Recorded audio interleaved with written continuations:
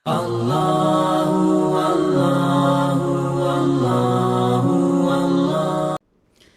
لله رب العالمين والصلاة والسلام على قائد الغر المحجلين نبينا محمد وعلى آله وصحبه اجمعین وبعد۔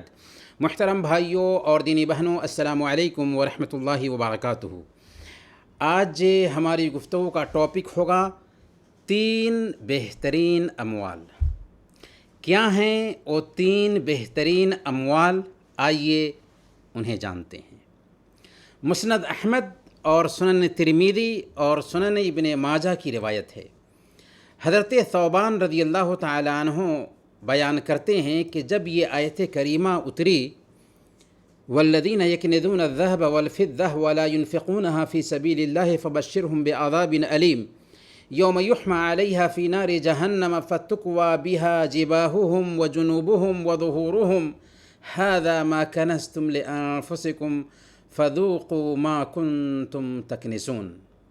اور جو لوگ سونے چاندی کا خزانہ رکھتے ہیں اور اللہ کے راستے میں خرچ نہیں کرتے، انہیں دردناک عذاب کی خبر پہنچا دیجیے، جس دن اس خزانے کو دوزخ کی آگ میں تپایا جائے گا، پھر اس سے ان کی پیشانیاں، ان کے پہلو اور ان کی پیٹھیں داغی جائیں گی۔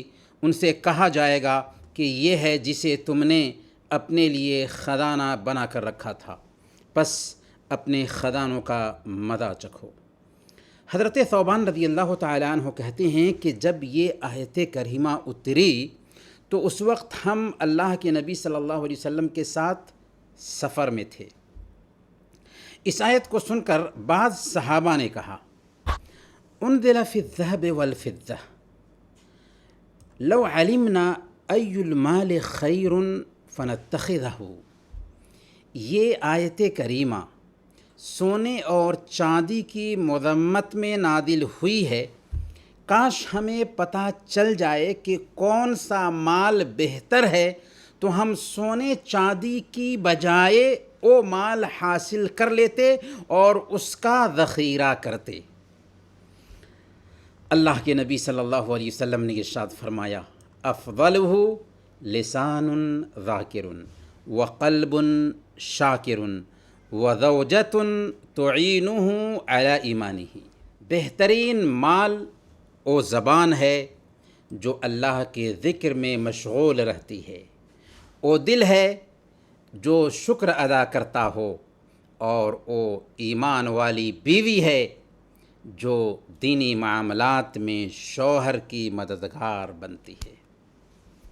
پیارے بھائیوں اور دینی بہنوں، اس حدیث میں صحابہ کرام رضوان اللہ علیہم اجمعین کے دینی جذبہ کا ایک نمونہ پیش کیا گیا ہے کہ کیسے صحابہ کرام نیکیوں کے رسیا تھے اور نیکیوں کا موقع تلاش کرنے کے فکر مند رہتے تھے۔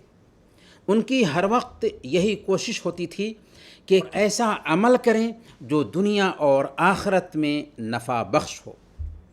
چنانچہ سفر کے دوران جب یہ آیت کریمہ اتری کہ والذین یکنزون الذہب والفضہ، تو انہوں نے سوچا کہ سونا اور چاندی جمع کرنا اور اس کی زکوٰۃ نہ نکالنا اصل میں جہنم کی آگ کو دعوت دینا ہے۔ چنانچہ بعض صحابہ آئے اور انہوں نے اللہ کے نبی صلی اللہ علیہ وسلم کی خدمت میں حاضر ہو کر پوچھا کہ کاش کہ ہمیں سونا اور چاندی کے بجائے کسی ایسے مال کا علم ہو جائے جو ہمارے لیے نفع بخش ثابت ہو اور جسے ہم جمع کر کے رکھیں تو اس سے ہم فائدہ اٹھا سکیں۔ اللہ کے نبی صلی اللہ علیہ وسلم اس وقت صحابہ کرام سے فرماتے ہیں کہ 3 چیزیں بہترین مال ہیں۔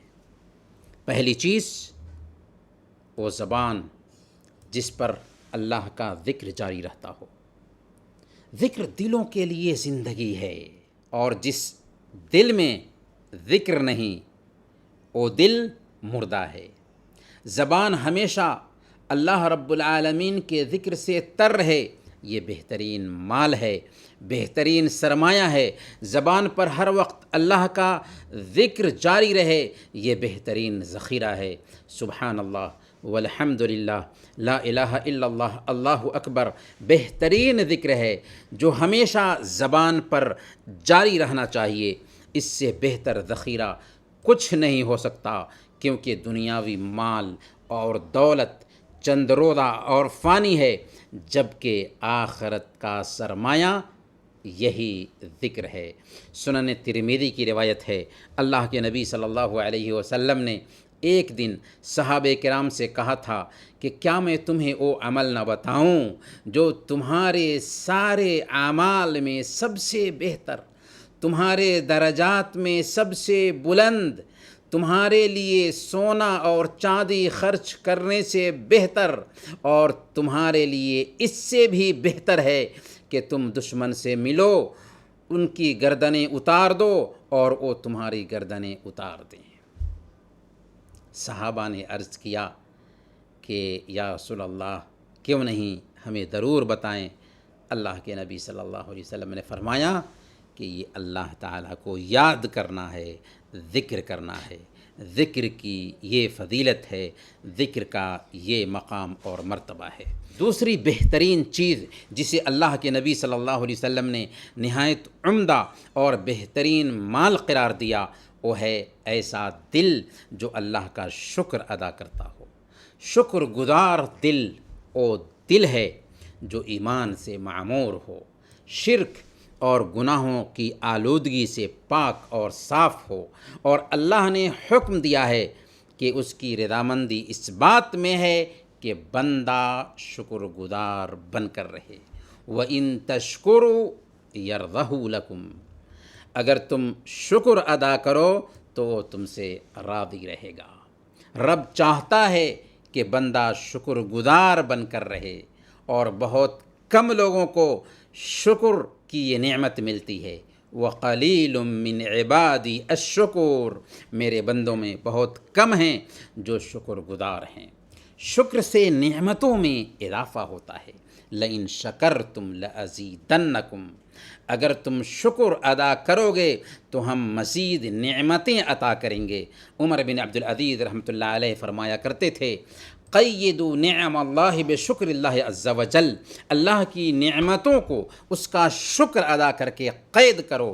اور شکر کی حقیقت یہ ہے کہ اللہ رب العالمین کی نعمت کا بندہ اعتراف کرے، زبان سے اللہ رب العالمین کی تعریف بجا لائے، دل میں محبت کے جذبات ہوں، اور اعضاء و جوارح میں اطاعت اور تابعداری پائی جائے۔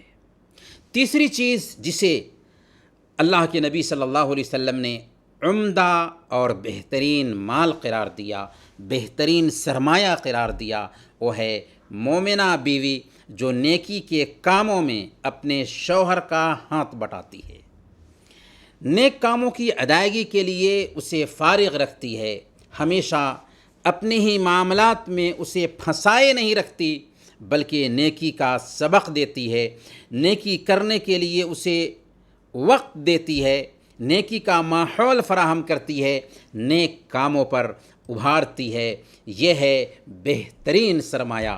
شوہر اگر عبادت میں کوتاہی کرتا ہے تو حکمت سے اور پیار سے اسے سمجھاتی ہے، اسلوب میں نرمی اور شفقت ہونے کے ساتھ مناسب وقت اور مناسب جگہ کا انتخاب کرتی ہے۔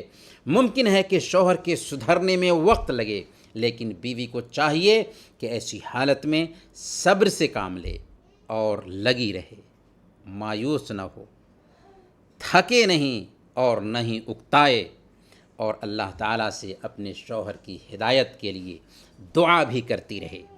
اور اگر شوہر اور بیوی دونوں نیک ہوں اور ایک دوسرے کو اطاعت پر ابھاریں، اطاعت کی ترغیب دیں، تو اس ناحیہ سے بیوی شوہر کے لیے بہترین سرمایہ ٹھہرتی ہے۔ چنانچہ سنن ابی داؤد اور مسند احمد کی روایت ہے، اللہ کے نبی صلی اللہ علیہ وسلم نے ارشاد فرمایا، رحم اللہ رجلا قام من اللیل فصلی وایقظ امرأته فإن ابت نضح في وجهها الماء، رحم اللہ امرأة قامت من اللیل فصلت وایقظت زوجها فَإِنْ أَبَى نَضَحَتْ فِي وَجْهِهِ الْمَاءُ۔ اللہ تعالیٰ اس شخص پر رحم فرمائے جو رات کو اٹھے، نماز پڑھے اور اپنی بیوی کو بھی جگائے، اگر وہ نہ اٹھے تو اس کے چہرے پر پانی کے چھینٹے مارے۔ اور اللہ تعالیٰ اس عورت پر رحم فرمائے جو رات کو اٹھ کر نماز پڑھے اور اپنے شوہر کو جگائے، اگر وہ نہ اٹھے تو اس کے چہرے پر پانی کے چھینٹے مارے۔ خلاصہ یہ کہ اس حدیث میں 3 بہترین مال کا ذکر کیا گیا ہے: ذکر کرنے والی زبان، شکر کرنے والا دل اور نیکی پر مدد کرنے والی بیوی۔ یہ تینوں بہترین سرمایہ ہیں، بہترین اموال ہیں۔ اس لیے ہر شخص کو چاہیے کہ زبان کی ایسی تربیت کرے جو اللہ کے ذکر میں مشغول رہنے لگے، دل کی ایسی تربیت کرے جو خوشی و غم ہر حالت میں اللہ رب العالمین کی تقدیر پر راضی ہو اور ہر وقت شکر الہی کے جذبات سے معمور ہو، اور نیک بیوی کی ایسی تربیت کرے جو دینی معاملات میں اس کی مددگار بن جائے۔